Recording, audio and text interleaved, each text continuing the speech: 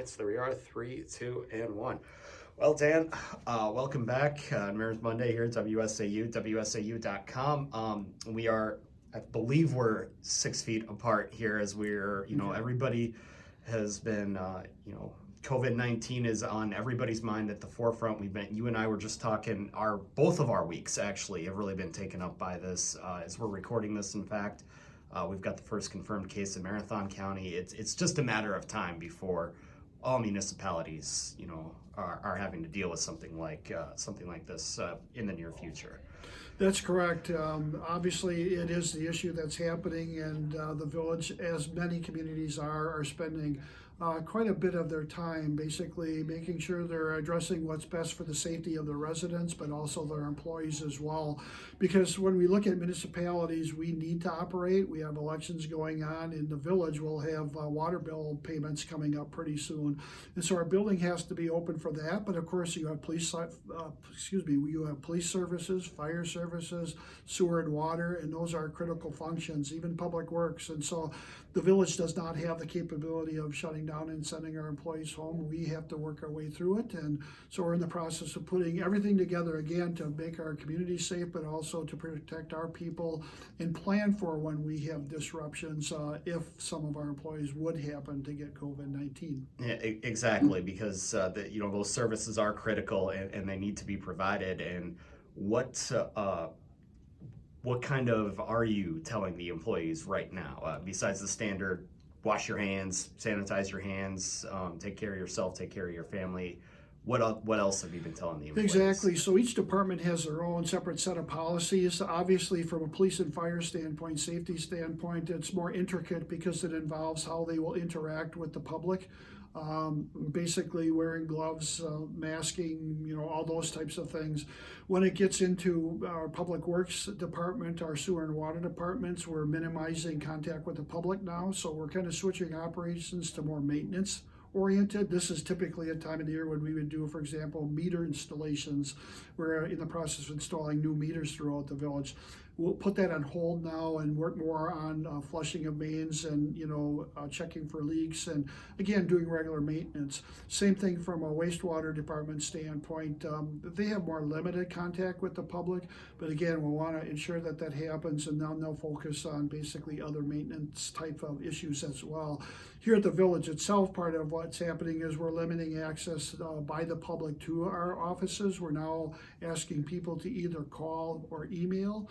And if it's necessary, we'll bring them in, but we're going to try to do as much as we can via a phone or email to again limit the exposures. And then of course when we're talking about elections, again use those community safe separation distances to try to keep people separated, and just clean and disinfect on a regular basis, again all to protect the voters, but also to protect our staff as well. We've even implemented strategies or policies with respect to how we handle mail when it comes in, as a good example of what people may not know, just so that again we're protecting our workers. And then I also noticed on my way in, you've installed several hand sanitizing stations and things like that. I'm guessing you're encouraging people, when they do come in, sanitize out, just like you would at a hospital, right? That's absolutely correct. You noticed a good thing. We have installed those hand sanitizers to help, again, protect the people themselves. And then, partially that was done from a voting perspective, but clearly our thought process is it probably makes some sense to have those there all the time, so we will keep them even once we get through COVID-19.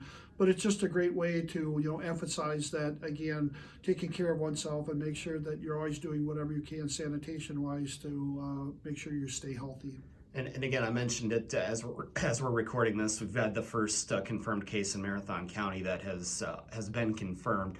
Obviously, at a time like this, you're in discussions and probably on the phone or email quite a bit with a lot of state officials, maybe a lot of your peers in other villages or cities across the region.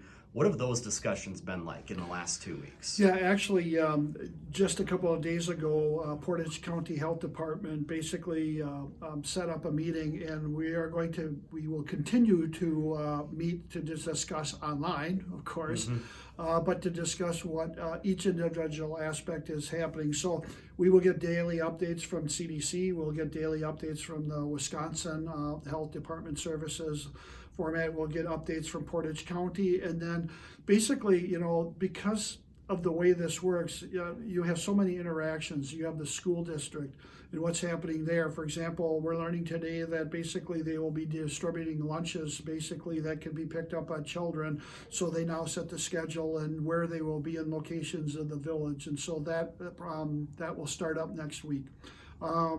Discussions with organizations like the universities and the technical colleges of how they're going to handle issues and how they will deal with education as they move forward.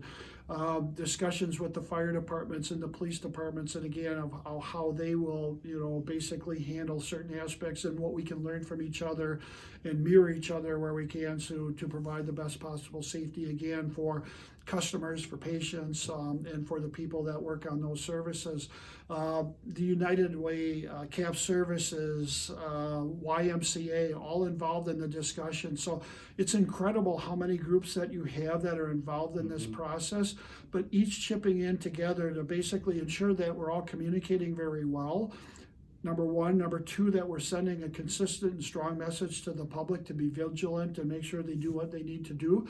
And then to help us put our policies and procedures in place of what we need to do as individual communities. So very good process. It's working extremely well at this point in time. In fact, we're really proud of the community as a whole because at this point overall, they're doing a very good job of self-isolating and keeping those social distance separations. And so we just want them to continue to doing that until we finally get the all clear. Yes, because at this point, we don't know when that is going to be. This could be something that's over in a few weeks. It could be something that carries into early summer. At this point, we're just dealing with a lot of unknowns right now.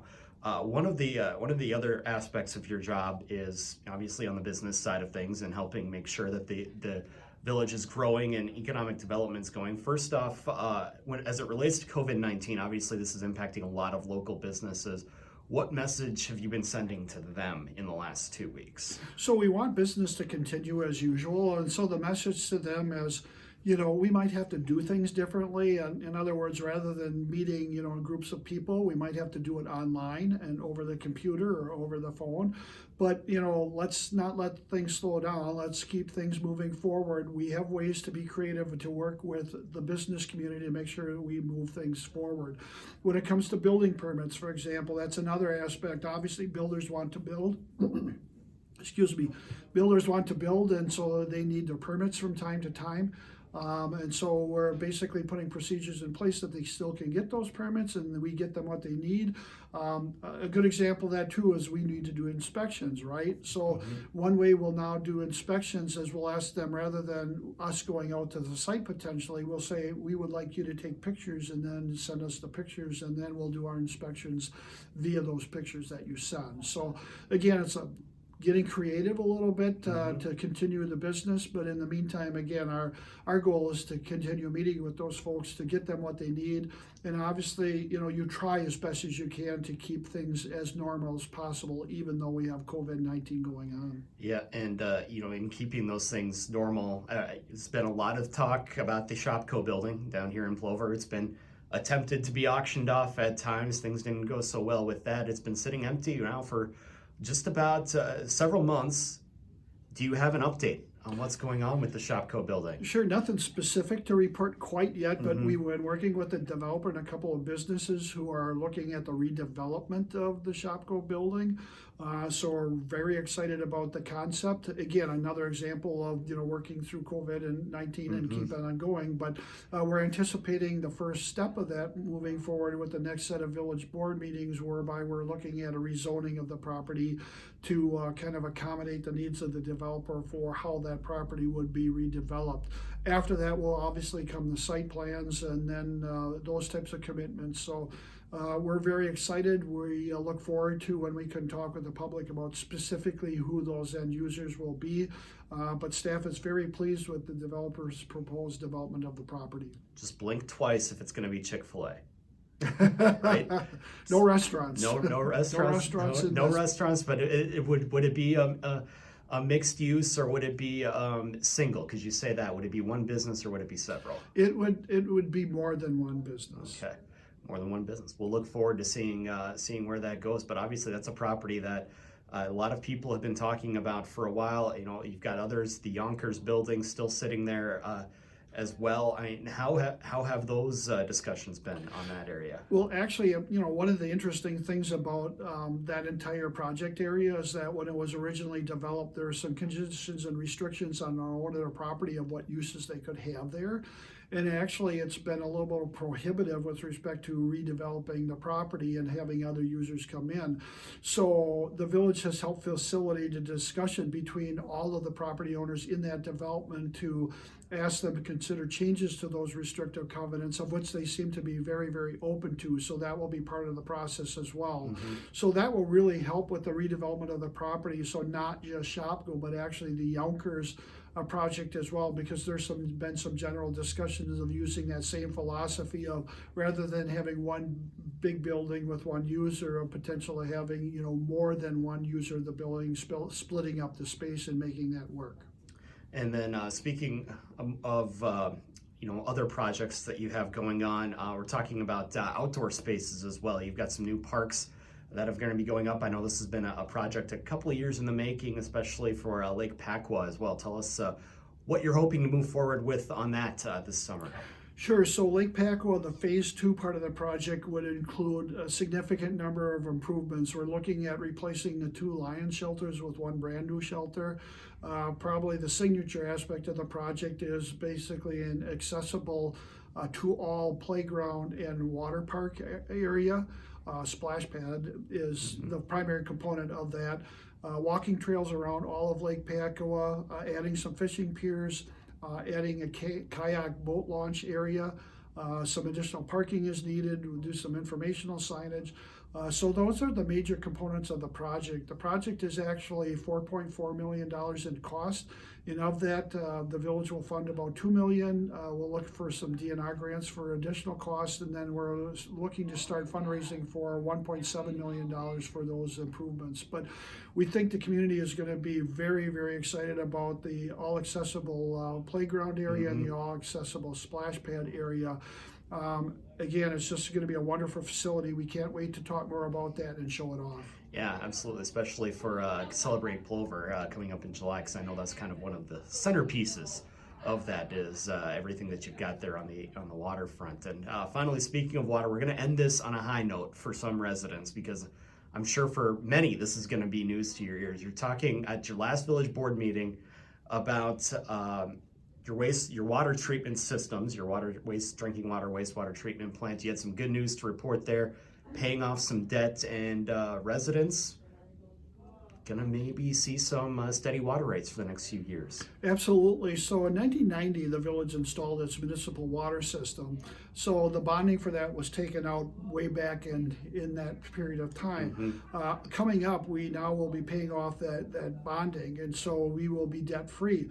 The nice, interesting thing about that is that we have had to replace our denitrification plant, and we also had to rehab our wells 1 and 2 and do some minor work on our well 3 area. Basically, we are able to accomplish that all, and most of that work is now complete. And ultimately, we are able to use the cost savings from basically retiring the bond and no longer have to pay that to roll right into paying for those improvements. So basically what that means is the village has not increased its water rates for at least a 10-year period. And it's looking like for at least another 10-year period at bare minimum that we will not have to raise our rates.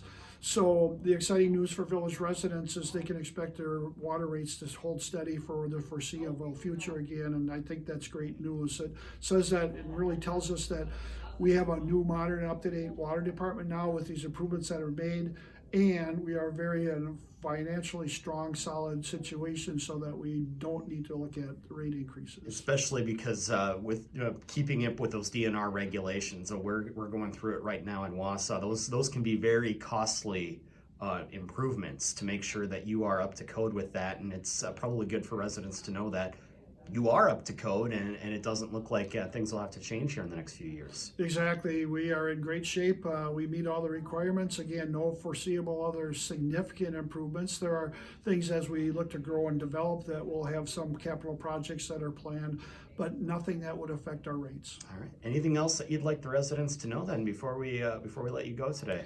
Well, I think, back to COVID-19, please, honor what the CDC and the state of Wisconsin Health Department services are saying, which is to really, isolate yourselves, isolate your families.